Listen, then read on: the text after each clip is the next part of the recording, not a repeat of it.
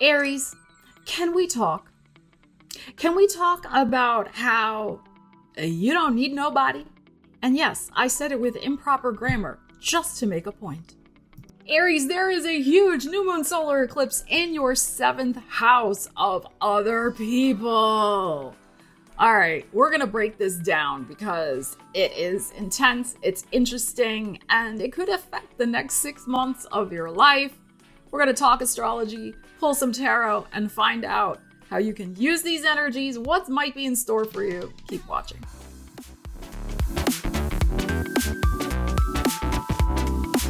So Aries, welcome to the channel, or welcome back. So good to see you here. So Aries, you've had the North Node going through your sign for the last 14 months. It'll finally get out of there mid-January, end of January 2025.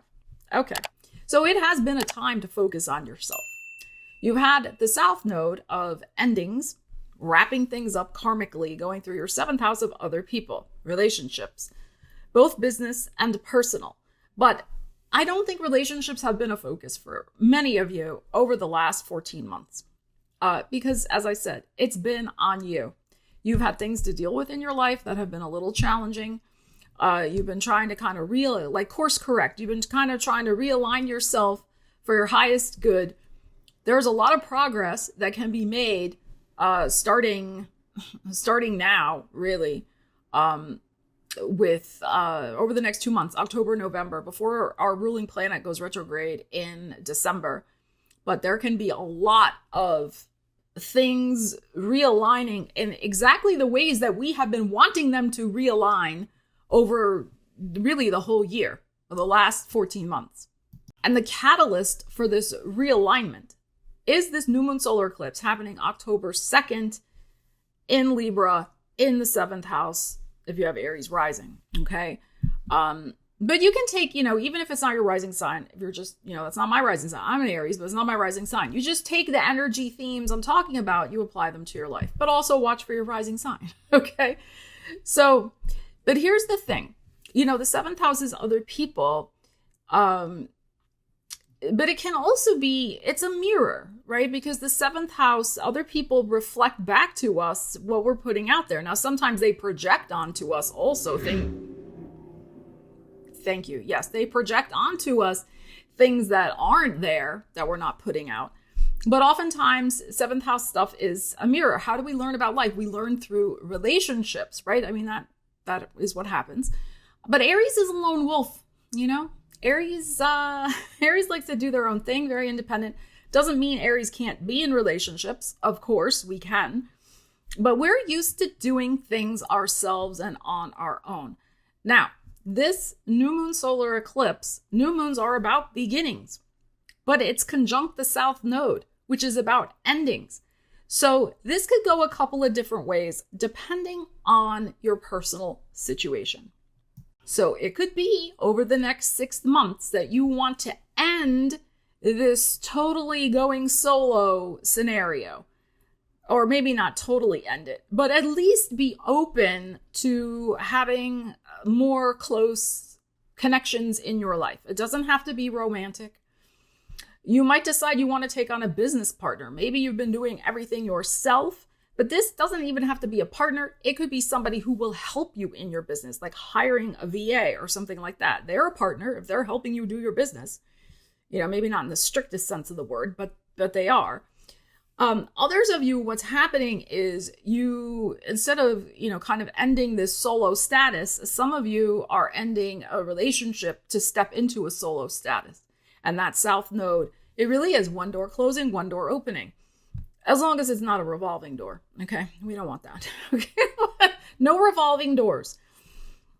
But it is this eclipse energy is also conjunct Mercury, which rules your 3rd house and your 6th house. So this can have something to do with your well-being and of communicating, 3rd house, the Gemini, communicating to other people in your life what you need for your well-being. And if they haven't been listening, don't let the door hit you on the way out. Because Aries is not afraid of burning a bridge. And that's the other thing to consider at this new moon solar eclipse in Libra, which is our ruling planet Mars is in Cancer. not its favorite place, squaring the sun and the moon. So that's tense energy.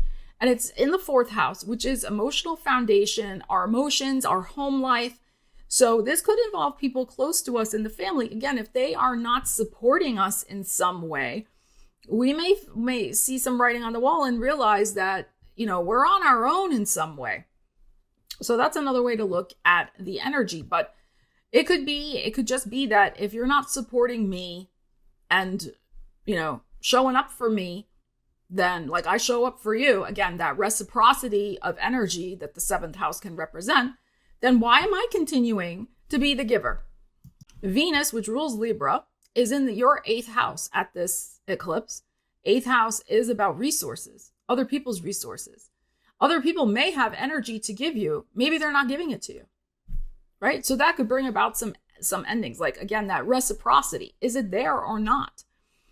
Okay, because 8th house, yes, it can be money, but it's resources, it's energy, right? 8th house energy.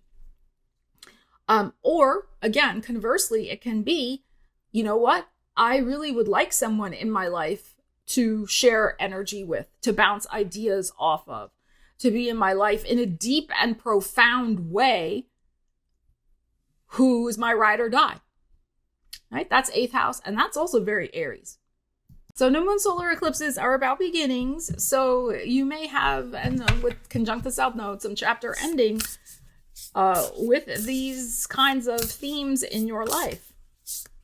I think it's a lot about who you're letting in, who's you're being, kicking them out, showing them the door, who's still there. I'm still standing, great song by fellow Aries, Elton John, right? They're still standing, but you're not going to have people standing around you who are not supporting you. And I think this is a key energy right now for you. So let's see what we need to know. And this may be ongoing for the next 6 months. You may be rethinking a lot of stuff over the next 6 months in terms of relationships, people in your life, especially when Mars goes retrograde in December. But then we also have a Venus and a Mercury retrograde, both of which start in our sign and go back into Pisces in the beginning of 2025. So you're going to want to stay tuned for my astrology book that I'm working on. Get that for yourself when it's ready and you'll have all the info. But yeah, so this may be a process that you're still tweaking and figuring out until the new moon solar eclipse in our sign at the end of March. Okay, so if it takes a little time, because retrogrades, we rethink everything. If it takes a little time for you to kind of to work through these situations, to navigate through, it's okay. Allow yourself that time. But we can be impatient and we just like the match and the bridge burns. And that can be also very prevalent at our full moon, which is coming in the middle of October. And that has a big tendency to be something that will all right. It's a big energy happening at that full moon. Video forthcoming. All right, well, let's see. Whoops. I'd like one, please. We're going to pull from this deck and then we'll have some tarot. Brothers of the Rose. Sacred masculine, honor, protection, and support. Beautiful. So notice it's the sacred masculine. So I don't care if you're, you identify as masculine, feminine, whatever, okay? This is about the masculine energy. And Aries energy does tend to be masculine. It's Mars, right? It's ruled by Mars. Again, it doesn't matter if you're a woman. It's like very, yang. It's yang energy. So this Brothers of the Rose is interesting. But also, look, there's a feminine figure in the middle as well. She looks pregnant there. So, again, this is so interesting. Who is meeting your energy? Sacred masculine. Right? Who is mirroring that 7th house? Who is meeting your energy? Honor, protection, and support, which was just what I was saying. Who is showing up for you? Because people can... But what are their actions doing? Oh, I'll be there for you, Aries. Oh, sure. If anything happens, I'll call you. Or this.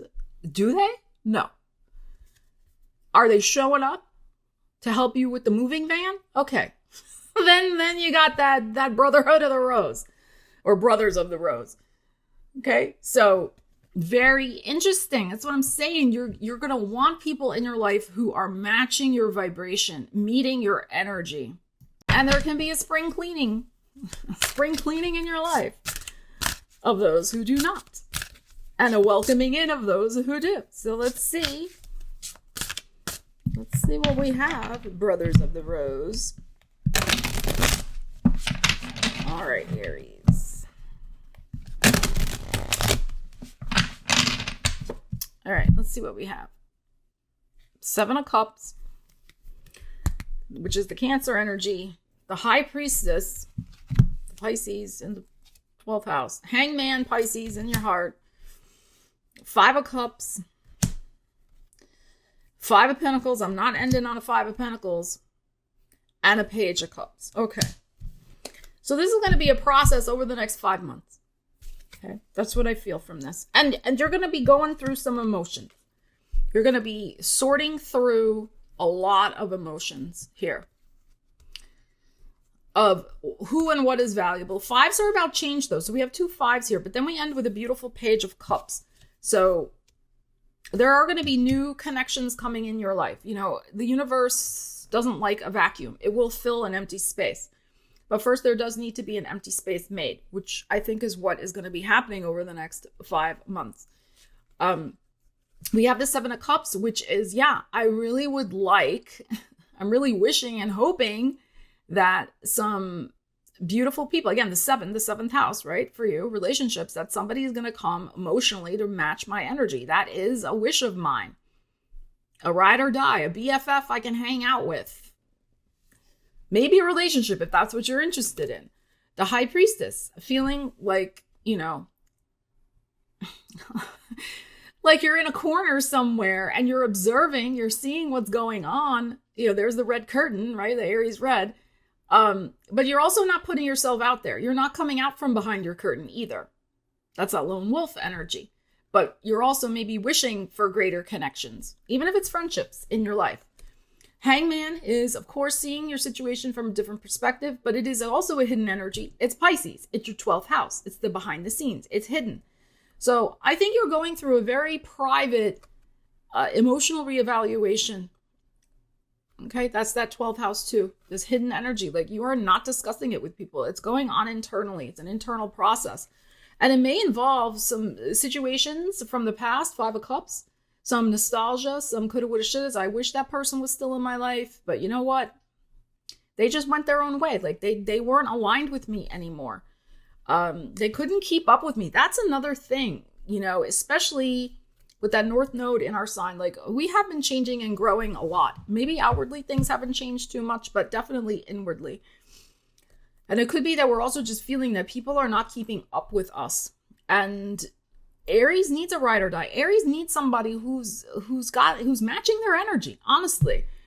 And so there can be some coulda, woulda, shouldas. I wish that person could have done that, but that's not who they are, or they're not capable, or they don't want to, whatever, right? And kind of letting them go with love, and it's okay.